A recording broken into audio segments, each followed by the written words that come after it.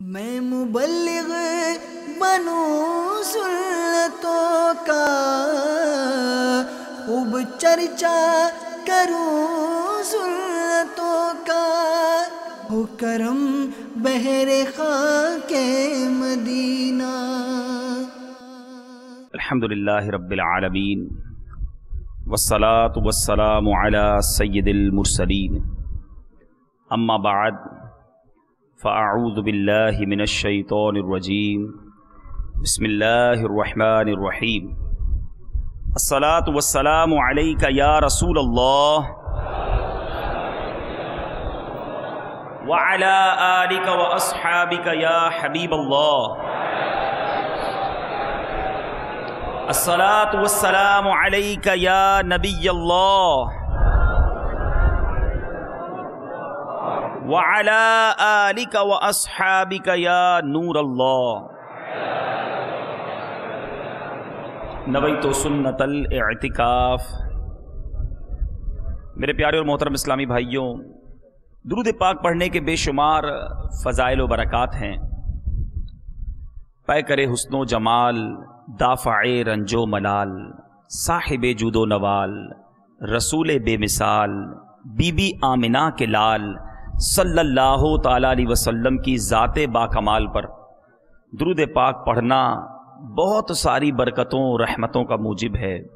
بہت سارے واقعات، بہت ساری احادیث درود پاک کے فضائل میں ملتے ہیں۔ ایک بڑی پیاری حدیث پاک حضرت عبداللہ بن عمر رضی اللہ تعالیٰ عنہما سے مروی ہے۔ رسول اکرم صلی اللہ تعالیٰ علیہ وسلم نے فرمایا، قیامت کے دن حضرت آدم علیہ السلام عرش کے قریب وسیع میدان میں ٹھہرے ہوئے ہوں گے۔ آپ پر دو سبز کپڑے ہوں گے اور اپنی اولاد میں سے ہر اس شخص کو دیکھ رہے ہوں گے جو جنت میں جا رہا ہوگا، اور اپنی اولاد میں اسے بھی دیکھ رہے ہوں گے جو دوزخ میں جا رہا ہوگا۔ اسی اسنا میں آدم علیہ السلام سرکار دو عالم صلی اللہ تعالی علیہ وسلم کے ایک امتی کو دوزخ میں جاتا ہوا دیکھیں گے۔ حضرت آدم علیہ السلام پکاریں گے، یا احمد یا احمد۔ سرکار علی وقار صلی اللہ تعالی علیہ وسلم فرمائیں گے، لبیک اے ابو البشر۔ آدم علیہ السلام کہیں گے، آپ کا یہ امتی دوزخ میں جا رہا ہے۔ اب میرے آقا فرماتے ہیں، میں بڑی چستی کے ساتھ تیز تیز فرشتوں کے پیچھے چلوں گا اور کہوں گا، اے میرے رب کے فرشتوں ٹھہرو۔ وہ کہیں گے، ہم مقرر کردہ فرشتے ہیں، جس کام کا ہمیں اللہ نے حکم دیا ہے اس کی نافرمانی نہیں کرتے، ہم وہی کرتے ہیں جس کا ہمیں حکم ملا ہے۔ جب حضور اکرم صلی اللہ تعالی علیہ وسلم افسردہ ہوں گے تو اپنی داڑھی مبارک کو بائیں ہاتھ سے پکڑیں گے اور عرش کی طرف ہاتھ سے اشارہ کرتے ہوئے کہیں گے، اے میرے پروردگار، کیا تو نے مجھ سے وعدہ نہیں فرمایا ہے کہ تو مجھے اپنی امت کے بارے میں رسوا نہ کرے گا؟ عرش سے ندا آئے گی، اے فرشتوں، محمد صلی اللہ تعالی علیہ وسلم کی اطاعت کرو اور اسے لوٹا دو۔ پھر میرے آقا فرماتے ہیں، میں اپنی گود سے سفید کاغذ نکالوں گا اور اسے دائیں میزان کے پلڑے میں ڈال دوں گا، اور میں کہوں گا بسم اللہ، پس وہ نیکیوں والا پلڑا برائیوں والے پلڑے پر بھاری ہو جائے گا۔ ذرا سوچئے میرے پیارے اسلامی بھائیوں، ایک وہ شخص جس کے گناہوں کا پلڑا بھاری، جہنم میں لے جانے کا حکم ہو گیا، جہنم کی طرف فرشتے لے کر چلنے لگ گئے، اور اب اس کو مدینے والے آقا علیہ السلام فرشتوں سے بچا لیں اور ایک کاغذ کا ٹکڑا اس کے نیکیوں والے پلڑے پر رکھیں تو وہ پلڑا بھی بھاری ہو جائے۔ اس شخص کی خوشی کا عالم، اس شخص کی فرحت و شادمانی کا عالم کیا ہوگا؟ اب غیب سے ندا آئے گی، خوشبخت ہے، سعادت یافتہ ہو گیا ہے اور اس کا میزان بھاری ہو گیا ہے، اسے جنت میں لے جاؤ۔ بندہ کہے گا، اے میرے پروردگار کے فرشتوں ٹھہرو، اس بندے سے بات تو کر لوں جو اپنے رب کے حضور بڑی کرامت رکھتا ہے۔ اب وہ شخص کہے گا میرے ماں باپ آپ پر فدا ہوں، آپ کا چہرہ انور کتنا حسین ہے اور آپ کی شکل مبارک کتنی خوبصورت ہے، آپ نے میری لغزشوں کو معاف فرما دیا ہے اور میرے آنسوؤں پر رحم فرمایا، آپ کون ہیں؟ اب سرکار عالی وقار صلی اللہ تعالی علیہ وسلم فرمائیں گے میں تیرا نبی محمد صلی اللہ تعالی علیہ وسلم ہوں، اور یہ تیرا وہ درود ہے جو تو مجھ پر بھیجتا تھا، اس نے تجھ کو پورا نفع پہنچایا جتنا کہ تجھے اس کی ضرورت تھی۔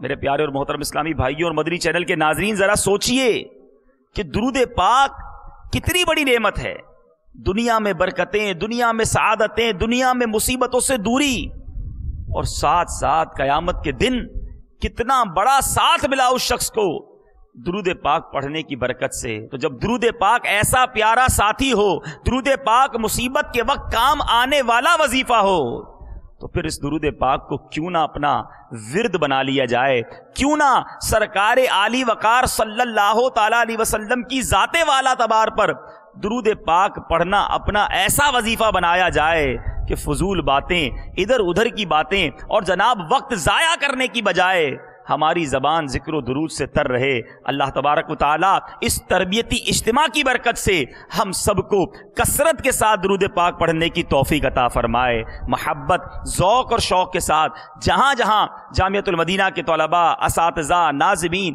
موجود ہیں اور جہاں جہاں مدنی چینل کے ناظرین بھی یہ سن رہے ہیں، آئیے اپنے آقا و مولا شفیع روز محشر صلی اللہ تعالی علیہ وسلم کی ذات اکبر پر مل کر درود پاک پڑھتے ہیں۔ صلو علی الحبیب صلی اللہ تعالی علی محمد صلی اللہ علیہ وسلم۔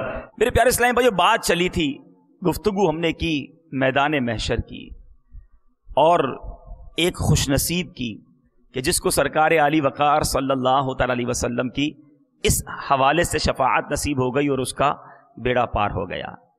مگر کبھی ہم نے سوچا کہ محشر کا میدان، ہمیں بھی اس میدان میں پیش ہونا ہے، ہمارے پاس کیا تیاری ہے؟ ہم نے اس میدان میں حاضری کے لیے پریپریشن، اپنی تیاری کیا کی ہے؟ اعلیٰ حضرت اپنے کلام میں ہمیں جھنجھوڑ رہے ہیں، فرماتے ہیں راہ پرخار ہے کیا ہونا ہے۔ وہ راہ آسان نہیں ہے، وہ راہ کانٹوں بھری راہ ہے۔ فرماتے ہیں راہ پرخار ہے کیا ہونا ہے، پاؤں افگار ہے کیا ہونا ہے، کام زندہ کے کیے ہم نے اور شوق گلزار ہے کیا ہونا ہے۔ کام تو جیل میں جانے والے کیے ہیں، کام تو جہنم میں جانے والے کیے ہیں، اور دل میں تمنا جنت میں جانے کی ہے، گلزار میں جانے کی ہے۔ پھر کیا ہوگا؟ فرماتے ہیں کام زندہ کے کیے ہم نے، شوق گلزار ہے کیا ہونا ہے۔ آج تو یہاں کسی کے آگے آرگیومنٹ کر لیتے ہیں، ناظم صاحب کو، استاد صاحب کو کوئی غلطی ہوتی ہے تو کچھ نہ کچھ ہیلا بہانہ کر کے راضی کرنے کی کوشش کر لیتے ہیں، بات بنا لیتے ہیں۔ پروردگار کی بارگاہ میں کوئی ایکسکیوز، کوئی بات بنانے کی مجال نہیں ہوگی، اس لیے نہیں کر سکا، یہ وجہ تھی، اس لیے یہ غلطی ہو گئی۔ میرے پیارے اسلامی بھائیوں، اعلیٰ حضرت لکھتے ہیں وہاں نہیں بات بنانے کی مجال، وہاں نہیں بات بنانے کی مجال، چارہ اقرار ہے کیا ہونا ہے۔ کل تو دیدار کا دن اور یہاں، ارے اس دن تو آقا کا دیدار بھی ہوگا، اس دن تو انبیاء کا دیدار ہوگا، اس دن اولیاء کرام کا دیدار نصیب ہوگا، مگر کیا آنکھ اس قابل ہے؟ اعلیٰ حضرت جھنجھوڑ رہے ہیں کل تو دیدار کا دن اور یہاں آنکھ بیکار ہے کیا ہونا ہے۔ چھپ کے لوگوں سے کیے جس کے گناہ، چھپ کے لوگوں سے کیے جس کے گناہ، وہ خبردار ہے کیا ہونا ہے۔ آج تو کوئی ہماری غلطی نہ دیکھ سکے، کوئی گناہ نہ دیکھے، دروازے بند کر کر کے رات کے اندھیروں میں چھپ چھپ کر گناہ کیے، وہ خبردار ہے۔ رب کی بارگاہ میں ہر چیز کا اظہار ہے۔ اعلیٰ حضرت کہتے ہیں چھپ کے لوگوں سے کیے جس کے گناہ، وہ خبردار ہے کیا ہونا ہے۔ اے میرے پیارے اور محترم اسلامی بھائیوں، بہت زبردست یہ کلام لکھنے کے بعد اعلیٰ حضرت تسلی بھی دے رہے ہیں کہ مایوس مت ہو، توبہ کر لو، رب کی رحمت سے کبھی امید رکھو، رب کی رحمت کا دامن تھام لو۔ پھر فرماتے ہیں کیوں رضا کڑتے ہو ہنستے اٹھو، کیوں رضا کڑتے ہو ہنستے اٹھو، جب وہ غفار ہے کیا ہو رہا ہے۔ تو میرے پیارے اور محترم اسلامی بھائیوں، ٹھیک ہے ہم آئے جامعۃ المدینہ میں پڑھنے کے لیے ہیں، ہم آئے جامعۃ المدینہ میں علم حاصل کرنے ہیں، ہم آئے جامعۃ المدینہ میں عالم دین بننے کے لیے ہیں، مگر میرے پیارے اور محترم اسلامی بھائیوں کہیں ایسا تو نہیں کہ علم دین حاصل کرنے کی اسٹرگل میں، علم دین حاصل کرنے کی کوشش میں، علم دین ہی کے پیچھے بڑی اچھی بات ہے محنت کرتے کرتے، لیکن کہیں ایسا تو نہیں کہ ہم عمل کی دنیا سے دور ہوتے جا رہے ہیں۔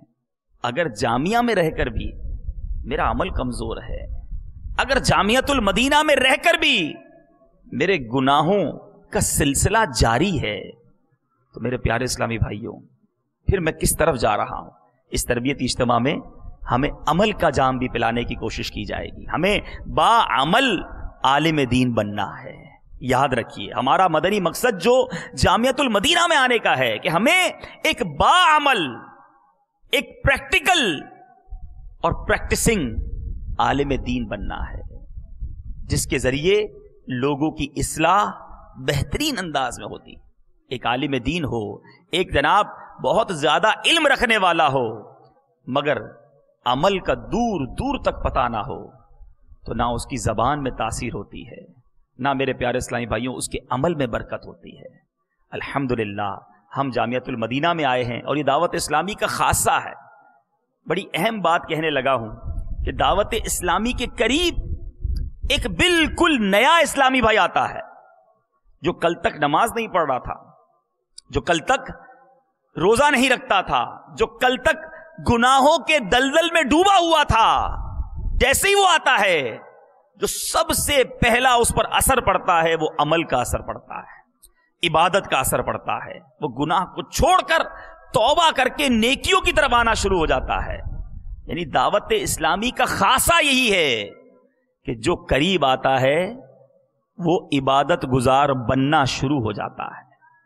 اب سوال جامعۃ المدینہ والوں سے ہے، عام بندہ تو، عام اسلامی بھائی ہمارے قریب آیا، وہ عبادت میں بڑھتا چلا گیا، نیکی کی طرف آگے بڑھتا چلا گیا، گناہوں سے ناتا اس کا ٹوٹتا چلا گیا۔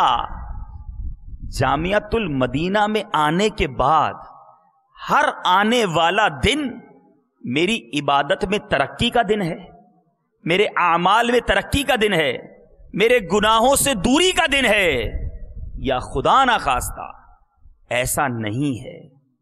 اپنے آپ سے خود سوال کیجئے۔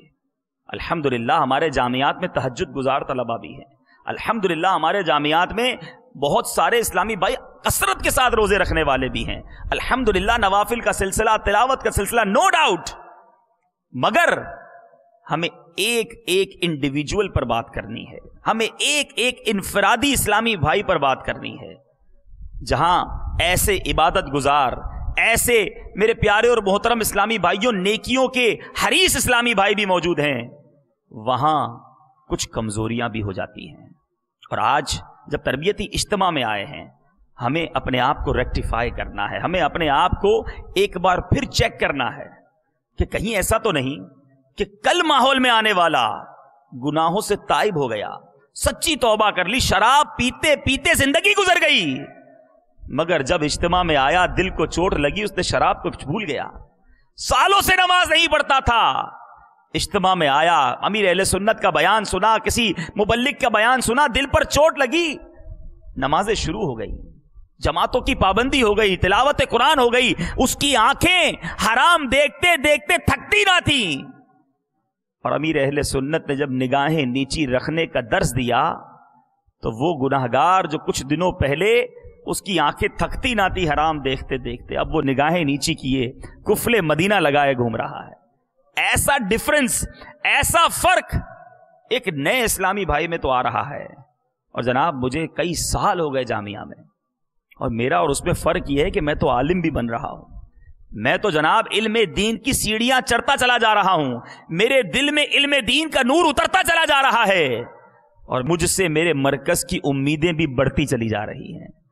اولا والے سے امید کچھ کم، جب ثانیہ میں آپ پہنچے، آپ کے والدین، آپ کے محلے، آپ کے مرکز، اس کی امیدیں کچھ اور ہو گئیں کہ نہیں ماشاءاللہ اوپر کی طرف جا رہا ہے، ثالثہ، رابعہ، خامسہ، سادسہ، ارے اب تو کچھ دنوں بعد یہ عالم بن جائے گا ماشاءاللہ، پھر تو یہ ہمارے محلے میں انشاءاللہ آ کر نیکی کی دعوت اور ایک ان سے ہم مسئلے مسائل پوچھا کریں گے، ان سے ہمارا محلہ معطر اور معمر ہو جائے گا، گھر والوں کی تمنا اور مرکز کی تمنا اور بیرون ملک والوں کی تمنا، اور اتنی امیدیں ہم سے لوگوں کی وابستہ، اور پھر ایک عالم کی ذمہ داری الگ۔ یہاں دور حدیث کے طلبہ بھی بیٹھے ہیں، یہاں سابعہ کے طلبہ بھی بیٹھے ہوں گے، سادسہ کے طلبہ بھی کثیر تعداد میں موجود ہیں، جو جتنے بڑے درجے کا اسلامی بھائی ہے اس کی اتنی بڑی ذمہ داری بنتی ہے۔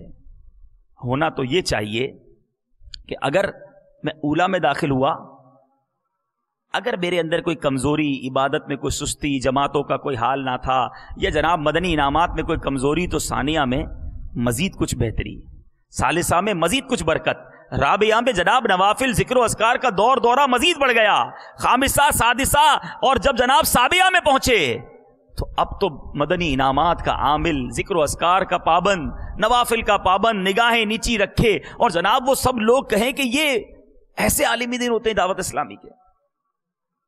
لیکن کوسچن مارک اپنے سامنے لگائیے، جو ڈائری میں لکھ رہے ہیں نا وہ بھی آگے ایک سوالیہ نشان لگائیں کہ کیا ایسا ہے، کیا جیسی توقعات میرے مدنی مرکز کو مجھ سے ہیں، کیا جیسی توقعات میرے والدین کو مجھ سے ہیں، کیا جیسی توقعات شریعت کو مجھ سے ہیں، ایک عالم دین کیسا ہونا چاہیے، کیا میں اس طرف جا رہا ہوں یا نہیں؟ آج اس بیان میں کچھ مختصر سے وقت میں ہم یہ سمجھنے کی کوشش کریں گے کہ ہم کس طرف جا رہے ہیں، اور اگر غلط جا رہے ہیں تو ہمیں کس طرف جانا چاہیے۔ میرے پیارے اور محترم اسلامی بھائیوں، سب سے پہلے تو ہم رب کی اس عظیم نعمت کی بات کرتے ہیں جو اس نے اپنے نیکوکاروں، اپنے پرہیزگار بندوں، اپنے پسندیدہ بندوں کے لیے تیار کر رکھی ہے۔ اے میرے پیارے اسلامی بھائیوں، بعض اوقات دنیا میں تکلیفیں آتی ہیں، پریشانیاں آتی ہیں، غم آتے ہیں، مصیبتیں آتی ہیں، بندہ بعض اوقات فیل کرنے لگ جاتا ہے کہ بڑی مشکل کے دن گزر رہے ہیں، مگر یاد رکھیے حدیث پاک کا مفہوم ہے کہ دنیا مومن کے لیے قید خانہ ہے اور کافر کے لیے جنت ہے۔ تو قید خانے میں راحتیں نہیں ہوتی، قید خانے میں مزے نہیں ہوتے، قید کا وقت جیسے تیسے گزارا جاتا ہے، اور پھر کیا ہوگا؟ آخرت مومن کے لیے جنت ہوگی اور پھر کافر کے لیے قید خانہ۔ تو اب ڈیسیشن ہم نے لینا ہے، فیصلہ ہم نے کرنا ہے کہ دنیا قید خانے کی طرح گزارنی ہے یا دنیا ہی میں مزے اڑانے ہیں، دنیا ہی میں اپنے رب کو معاذ اللہ ناراض کرنے والے کام کرنے ہیں۔ جامعۃ المدینہ میں پڑھ رہے ہیں، کبھی کھانے کی تکلیف، کبھی آرام کی تکلیف، کبھی جناب گھر سے دوری کا جو کٹھن مرحلہ ہے، یہ آتے ہوں گے ذہن میں، مگر تھوڑے دنوں کی بات ہے، یہ تکلیفیں اٹھا لیجئے، رب کو راضی کر لیجئے، بھرپور علم دین حاصل کر لیجئے، پھر جو علماء کے فضائل ہیں، جو علماء کی برکتیں ہیں، وہ انشاءاللہ جب حاصل ہوں گی تو دنیا میں بھی عزتیں، دنیا میں بھی برکتیں، اور انشاءاللہ قیامت کے دن کیسے کیسے فضائل آپ نے سنے ہیں۔ میرا موضوع آج یہ نہیں ہے، ورنہ علم دین اور علماء کے فضائل آپ سنتے اور پڑھتے رہتے ہیں کہ اس کی برکتیں کیا ہیں۔ تو اتنی بڑی اچیومنٹ، اتنی بڑی برکت حاصل کرنے کے لیے کچھ تو قربانی دینی ہوگی، اور پھر وہ جنت، سبحان اللہ۔ اے میرے پیارے اور محترم اسلامی بھائیوں، جنت وہ مقام رحمت ہے جسے رب تعالی نے اپنے اطاعت گزار بندوں کے لیے تخلیق فرمایا ہے۔ جنت کا نام زبان پر آتے ہی ہمارے دل و دماغ میں ایک سرور کی عجیب سی کیفیت طاری ہو جاتی ہے۔ جنت کس چیز سے بنائی گئی ہے، اس کا موسم کیسا ہوگا، اور داخل جنت ہونے والے خوش نصیبوں کو کیسی کیسی نعمتوں سے نوازا جائے گا۔ کئی کتابوں میں یہ احوال ملتے ہیں۔ مختصراً چند احادیث آپ کی بارگاہ میں پیش کرتا ہوں۔ ترمذی شریف کی حدیث ہے، حضرت ابو ہریرہ رضی اللہ تعالیٰ عنہ سے روایت ہے، ہم نے عرض کیا یا رسول اللہ صلی اللہ تعالیٰ علیہ وسلم ہمیں جنت اور اس کی تعمیر سے متعلق بتائیے۔ تو آپ نے ارشاد فرمایا اس کی ایک اینٹ سونے کی اور ایک چاندی کی ہے، اور اس کا گارا مشک کا ہے، اور اس کی کنکریاں موتی اور یاقوت کی ہیں، اور اس کی مٹی زعفران کی ہے۔ مزید آگے سنیے جنت کی نعمتیں۔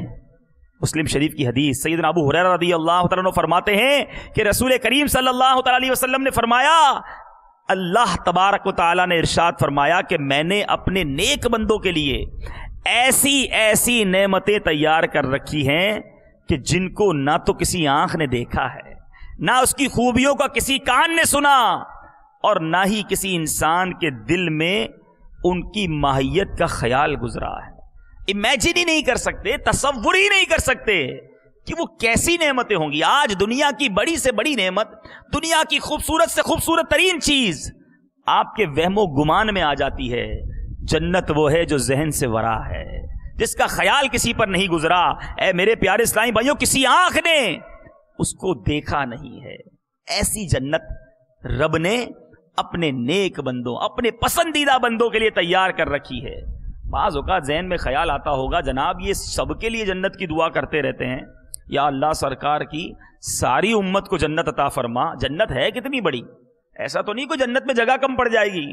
سنیے سنیے، ترمذی شریف کی حدیث ہے، حضرت سیدنا عبادہ بن صامت رضی اللہ تعالیٰ عنہ روایت کرتے ہیں کہ رحمت کونین صلی اللہ تعالیٰ علیہ وسلم نے ارشاد فرمایا جنت میں 100 منزلیں ہیں، اور ان میں سے ہر 2 منزلوں کے درمیان اتنا فاصلہ ہے جتنا زمین و آسمان کے درمیان فاصلہ ہے۔ میرے رب کی جنت اتنی بڑی ہے۔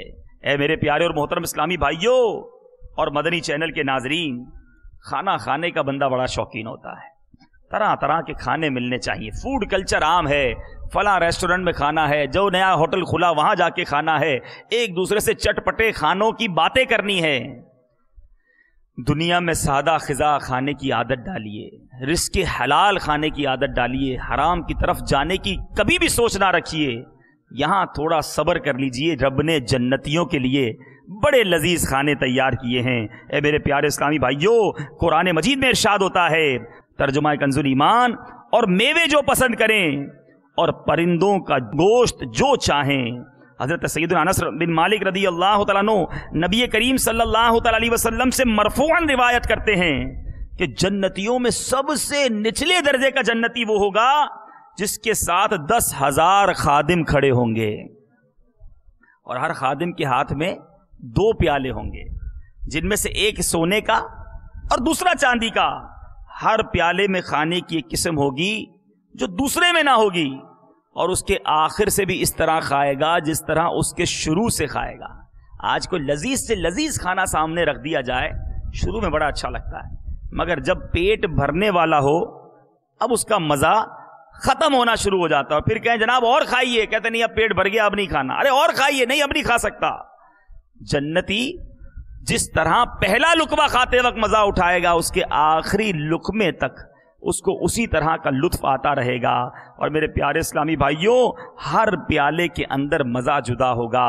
اے میرے پیارے اور محترم اسلامی بھائیوں، یہ جنت کی جو باتیں ہیں کس طرح دل میں سرور پیدا کر رہی ہیں۔ آج دنیا میں ایک اور بڑی چیز کو نوٹیفائی کیا جاتا ہے، غور کیا جاتا ہے کہ موسم کس جگہ کا اچھا ہے۔ فلاں ملک چلنا ہے، وہاں کا موسم بڑا اچھا ہے۔ فلاں شہر چلو، وہاں جناب موسم بڑا اچھا ہوتا ہے، ویدر بڑا اچھا ہوتا ہے۔ جنت کا موسم کیسا ہوگا؟ اللہ اللہ۔ میرے پیارے اسلامی بھائیوں، جنت میں دنیا کی مثل گرمی یا سردی کی شدت کا سامنا نہیں ہوگا، بلکہ اس میں انتہائی خوشگوار اور معتدل موسم ہوگا۔ قرآن حکیم میں ہے، ترجمہ کنز ایمان، نہ اس میں دھوپ دیکھیں گے، نہ ٹھٹر، نہ سخت سردی دیکھیں گے، ایک معتدل، ایک ماڈریٹ کلائمیٹ ہوگا۔ اے میرے پیارے اور محترم اسلامی بھائیوں، جنت کا دنیا میں برائی کرنے کا ایک اور بڑا ذریعہ غیر محرم عورتوں کو تکنا اور اس طرح کی خواہشات رکھنا، بدکاری کی طرف مسلمان کا چلے جانا، برے افعال کی طرف اپنے آپ کو لے جانا۔ تھوڑا صبر کر لیجئے، تھوڑی تو زندگی ہے، حلال ذرائع جو رب نے عطا کیے ہیں اس کو اپنانے کی کوشش کیجیے. حرام کی طرف نہ اپنی آنکھوں کو اٹھنے دیجیے, نہ اپنے قدم اٹھنے دیجیے. یہ تھوڑا عرصہ صبر میں گزار لیں گے تو میرے پیارے اسلامی بھائیوں, رب نے جنتیوں کے لیے حوریں تیار کی ہیں. قرآن مجید میں ارشاد ہوتا ہے, ترجمہ کنز الایمان, اور ان جنتیوں کے پاس وہ بیویاں ہیں کہ اپنے شوہر کے سوا اور کسی کی طرف آنکھ نہیں اٹھاتی. ایک عمر کی یہ ہے وہ جس کا تمہیں وعدہ دیا جاتا ہے. حساب کے دن بے شک یہ ہمارا رزق ہے, کبھی ختم نہ ہوگا. حضرت سیدنا ابو سعید رضی اللہ تعالیٰ عنہ روایت کرتے ہیں کہ سرور کونین صلی اللہ تعالیٰ علیہ وسلم نے ارشاد فرمایا, سب سے ادنا جنتی کو 80,000 خادم اور 72 حوریں دی جائیں گی. اب میرے پیارے اسلامی بھائیوں, یہ ساری باتیں سننے کے بعد ذہن بن رہا ہوگا کہ ہم بھی جنت میں جائیں, جنت سے محروم نہ کیے جائیں. اور جنتیوں کے لیے جو سب سے بڑا انعام ہوگا وہ کیا ہوگا؟ حضرت سیدنا ابو سعید خدری رضی اللہ تعالیٰ عنہ سے روایت ہے کہ رسول اکرم صلی اللہ تعالیٰ علیہ وسلم نے فرمایا, بے شک اللہ عز و جل اہل جنت سے فرمائے گا, اے جنتیوں, تو وہ عرض کریں گے, اے ہمارے رب ہم حاضر ہیں اور بھلائی تو تیرے ہی دستے قدرت میں ہے. اللہ تعالیٰ فرمائے گا, کیا تم راضی ہو؟ تو وہ عرض کریں گے, اے ہمارے رب ہم کیوں نہ راضی ہوں کہ تو نے ہمیں وہ کچھ عطا فرمایا جو تو نے اپنی مخلوق میں سے کسی کو عطا نہیں فرمایا. تو اللہ عز و جل فرمائے گا, میں تمہیں اس سے بھی افضل نعمت نہ عطا فرماؤں؟ وہ عرض کریں گے, اس سے افضل شے کون سی ہوگی؟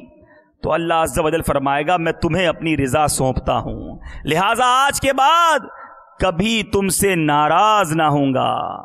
یعنی رب کی دائمی رضا, ہمیشہ ہمیشہ رب کی رضا حاصل ہو جائے گی. میرے پیارے اسلامی بھائیوں, پھر رب کا دیدار بھی عطا کیا جائے گا. جنت کی نعمتیں اتنی کہ اسی پر بیان کرتے چلے جائیں تو وقت ختم ہو سکتا ہے. مگر اب سوچنا یہ ہے, آج اگر کسی کو کہا جائے 2-4 سال ذرا مشکل کے گزار لو, تکلیف کے گزار لو, پھر اس کے بعد عیش و آرام کی زندگی ملے گی. لوگ اپنا وطن چھوڑ کے جاتے ہیں 5 سال کے لیے, 10 سال کے لیے. کیوں جاتے ہیں؟ کہ چلو 2, 5, 10 سال محنت کر لیں گے, پھر ساری زندگی مزے اڑائیں گے, پھر پیسے بن جائیں گے تو جناب زندگی میں بڑا اچھا برائٹ فیوچر بن جائے گا. آج کسی اسٹوڈنٹ سے پوچھیں, وہ جناب بہت پڑھتا ہے کہ چلو بھائی یہ ڈگری حاصل ہو جائے گی, 2-5 سال محنت کر لوں, پھر آرام کی زندگی گزرے گی. دنیا میں یہ ذہن بن گیا کہ 2, 5, 10 سال کوشش کر لی جائے تاکہ اس کے بعد والی زندگی اچھی ہو جائے. مگر جنت میں جانے کے لیے, رب کی رضا پانے کے لیے ذہن کیوں نہیں بنتا کہ آج اگر 50, 60, 70 سالہ زندگی میں کوشش کر لی جائے تو سینکڑوں ہزاروں سال جس قبر میں رہنے ہیں وہ اچھی ہو جائے, محشر کے دن کی سختی سے بچ جاؤں, اور پھر ہمیشہ ابدی نعمتیں حاصل کرنے کے لیے جنت میرا مقام بن جائے. تو دنیا میں کوشش کرنی ہوگی, دنیا میں تکلیف اٹھانی ہوگی, اپنے نفس کے خلاف چلنے کی کوشش اور عادت کرنی ہوگی, جب جا کے آخرت کی نعمتیں حاصل ہوں گی. حضرت سیدنا مالک بن دینار رضی اللہ تعالیٰ عنہ فرماتے ہیں, اگر لوگوں کو لکھ کر گفتگو کرنے کا مکلف بنایا جاتا تو یہ بہت کم گفتگو کرتے. جب لکھنا پڑتا ہے تو بندہ کہتا ہے اس بات کی ضرورت ہی نہیں ہے, چھوڑو کیا کرنے کی ضرورت ہے. لیکن اگر زبان سے کہنا ہے تو سب بول دینا ہے, جو نہیں بولنے کا وہ بھی بول دینا ہے. رسول اکرم صلی اللہ تعالیٰ علیہ وسلم کا فرمان ہے کہ بندہ زبان سے بھلائی کا ایک کلمہ نکالتا ہے اور اس کے باعث اللہ عز و جل قیامت تک اپنی رضامندی لکھ دیتا ہے. اور بے شک ایک بندہ اپنی زبان سے ایک برا کلمہ نکالتا ہے تو اللہ عز و جل اس کی بنا پر اس کے لیے قیامت تک اپنی ناراضگی لکھ دیتا ہے. آج میری زبان تو خاموشی نہیں ہوتی, فضول باتیں, لطیفے. آج دوستوں میں مقبول بننے کے لیے طرح طرح کی باتیں کرتا چلا جاتا ہوں. کہیں ایسا نہ ہو سارا سفر بیکار ہو جائے, جامعہ میں بھی رہوں, علم بھی حاصل کرتا رہوں اور رب بھی ناراض ہو جائے. ارے پھر تو تف ہے میری زندگی پر. زبان ہی سے تو انسان جھوٹ بولتا ہے, زبان ہی سے تو غیبت ہو جاتی ہے. ارے یہ زبان ہی تو ہے جو کسی کے دل کے ٹکڑے ٹکڑے کر دیتی ہے. میں مبلغ بنوں سنتوں کا, خوب چرچا کروں سنتوں کا, ہو کرم بہر خاک مدینہ.